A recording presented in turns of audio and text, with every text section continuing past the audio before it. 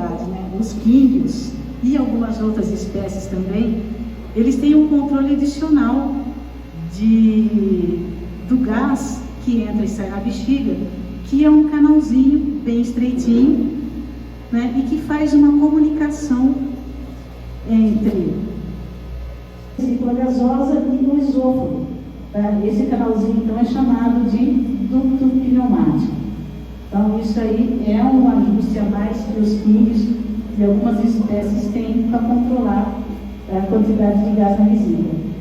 Esse carinha aqui pode dar um problema, né, que eu vou mencionar mais para frente, para vocês saberem o que compromete. Voltando no nosso estudo principal, a vesícula gasosa ela não tem uma única função, né, de flutuação, mas ela também entra na função de audição. Ah, mas espera aí, quíndio ouve? Quíndio ouve, né, do modo dele, mas ele ouve. Então, como que isso é feito? Né, simplesmente que as vibrações sonoras se propagam pela água, são recebidas pela vesícula gasosa e que, por sua vez, são recebidas por 4 ossículos, né, que têm contato com a vesícula, que são chamados ossículos de Weber, e são passados pelo ouvido interno. Então, é dessa forma que o quíndio ouve. Né? Então, eu imagino que, dependendo do comprometimento da vesícula, essa função auditiva, entre aspas, também pode ficar comprometida. Né? Então, vamos lá. A gente sabe, né, que o quíndio descende da capa prussiana, e a capa prussiana tinha um formato de corpo alongado, né, parecido com o do cometa, que a gente tem hoje em dia. Nesses peixes de corpo alongado, a vesícula gasosa é formada por 2 lóbulos. Apresenta os 2 lóbulos do mesmo tamanho, tá? O lóbulo cefálico e o lóbulo caudal do mesmo tamanho. Tá? Então, isso traz o quê? Traz estabilidade para a natação. À medida que foram acontecendo as seleções genéticas e o quíndio ganhou um formato mais redondo do corpo, começaram a acontecer modificações anatômicas. Né? Essas modificações anatômicas foram necessárias porque houve um encurtamento de vértebra, tá? Por conta desse formato mais arredondado, e logo os órgãos tiveram que se conformar de uma outra maneira dentro da cavidade abdominal, né, para que coubesse. E isso afetou também a vesícula. Então, o que aconteceu?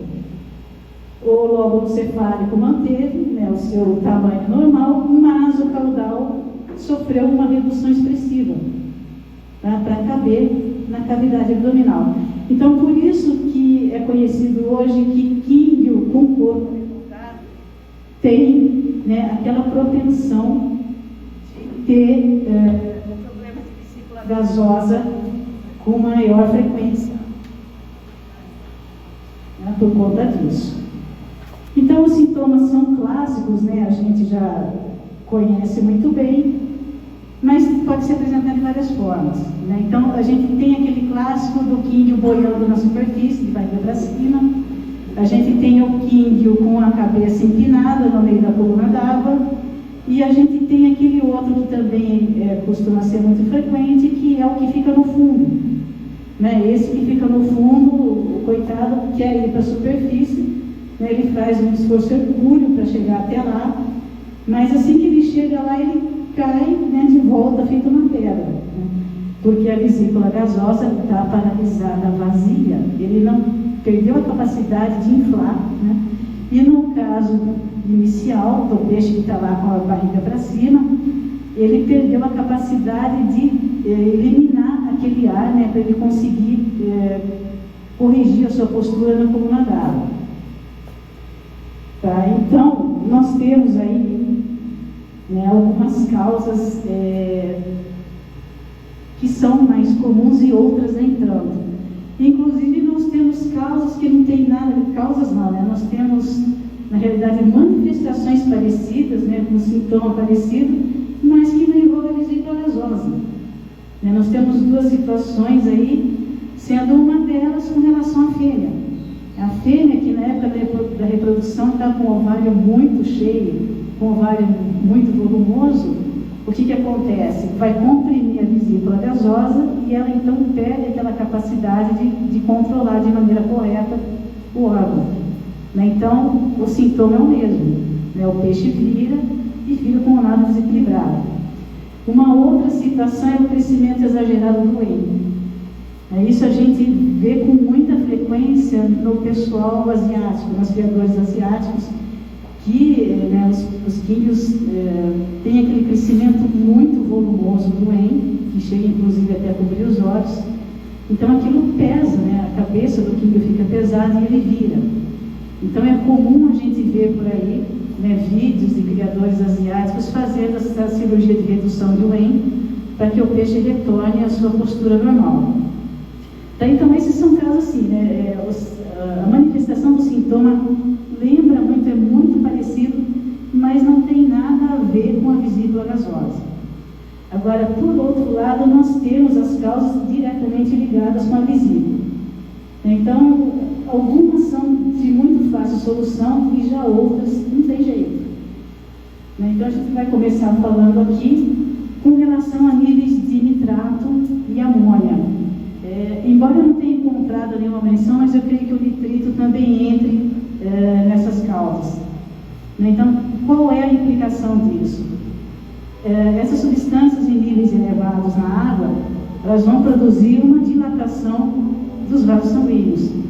Tá? E a vesícula gasosa, ela tem muito capilar, né, que a envolve. Então, o que acontece? Uma quantidade, né, maior de gás vai estar entrando na vesícula e, lógico, vai impactar. Né? Então, fica difícil para o peixe também fazer esse controle. Então, isso aqui é fácil corrigir. Né? É só você fazer a TPA, você controlar os parâmetros. Se for biologia deficiente, né, fazer a correção e está resolvido, o peixe consegue retornar aí à sua posição normal. Uma segunda causa, as infecções bacterianas e virais. Tá? Na literatura a gente encontra dados de que as infecções virais não são tão comuns em químicos, elas são mais comuns em outras espécies, mas os bacterianos sim. Tá? E aqui tem uma implicação importante, porque essas infecções bacterianas, elas mexem com a permeabilidade da vesícula.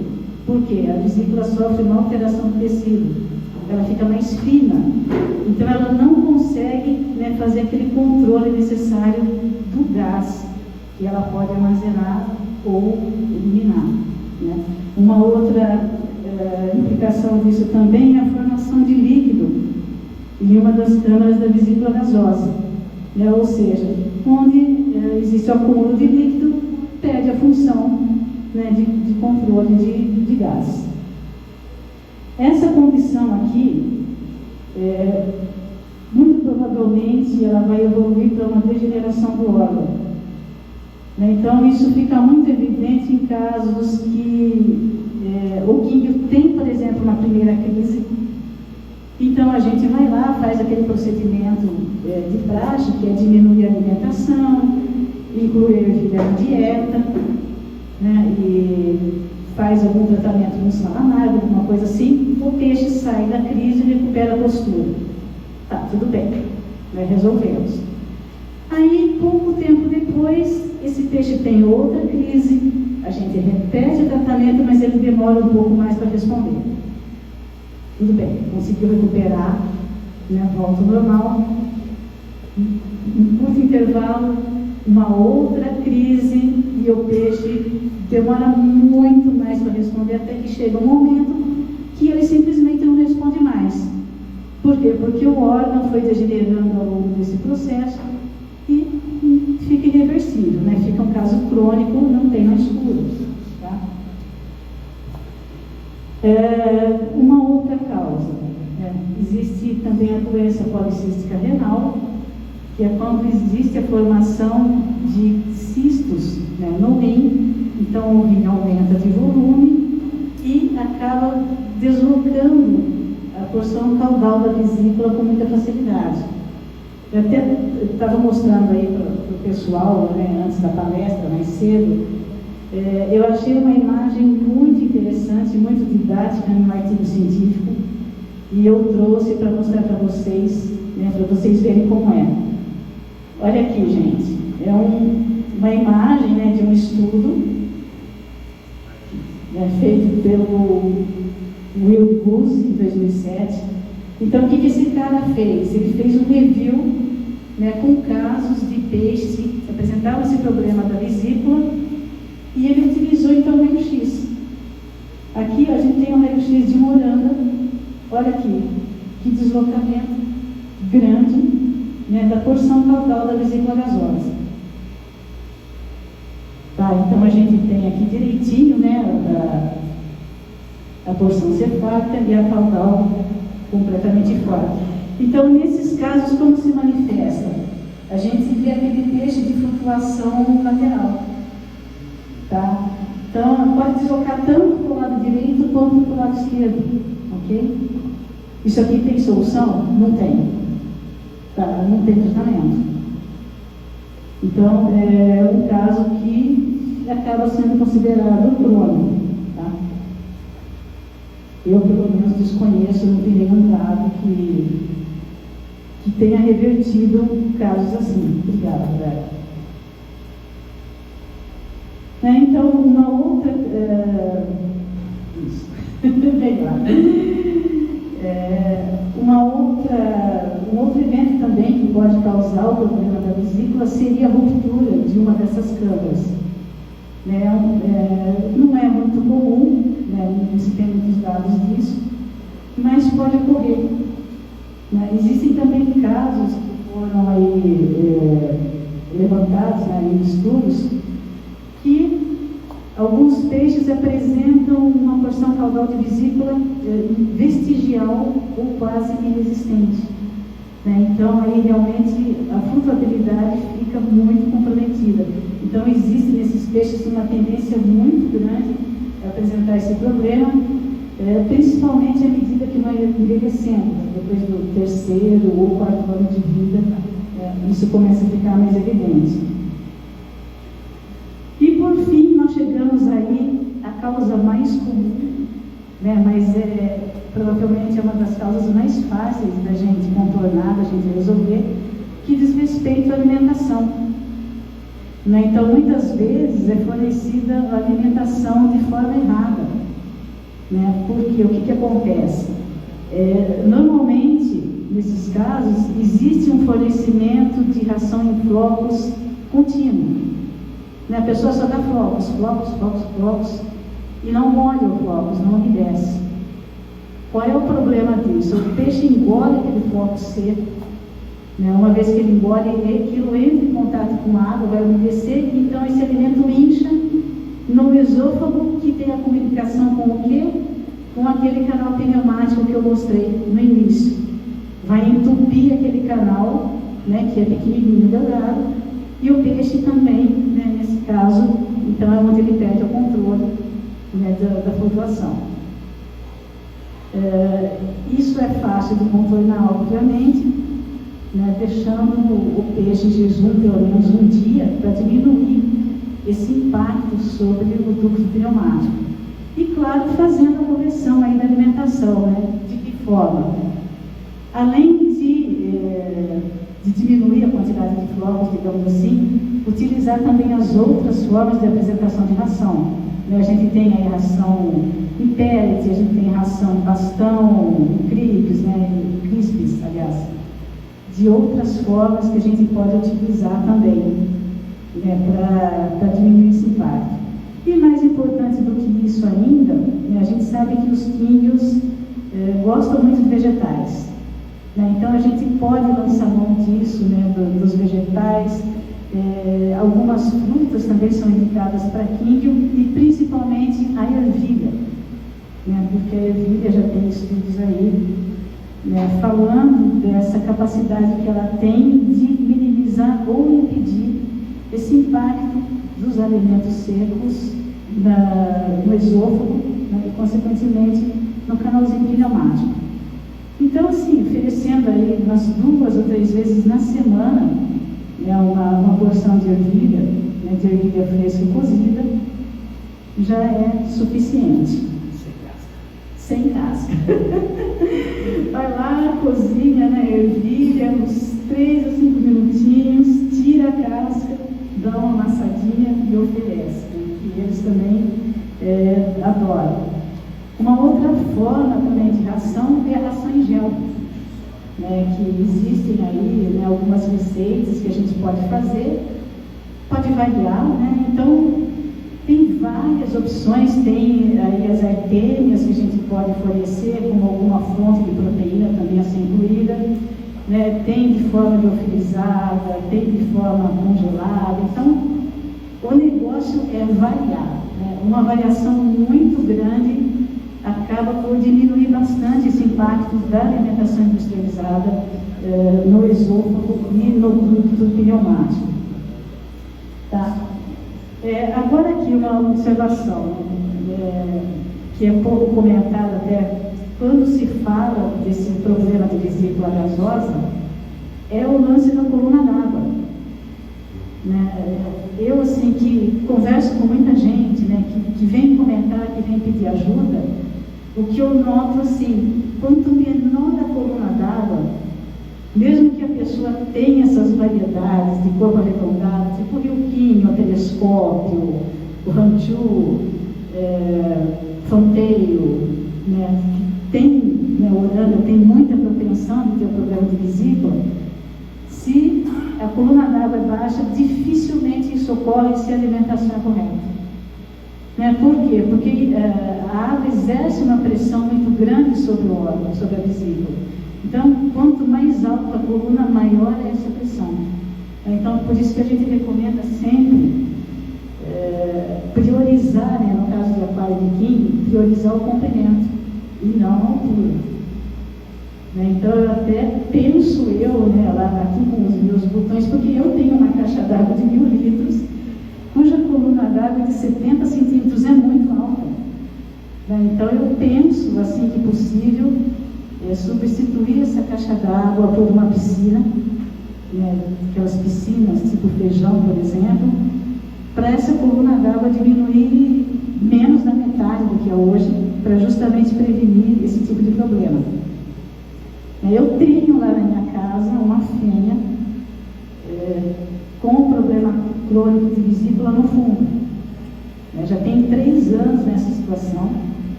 Eu fiz um aquário pensando só nela, né, baixinho, para ela ficar lá até naquele dia que ela morrer. Mas essa situação, essa condição de problema de vesícula gasosa não é uma condição fatal. Então, o peixe pode viver muitos anos, tanto na superfície quanto no fundo.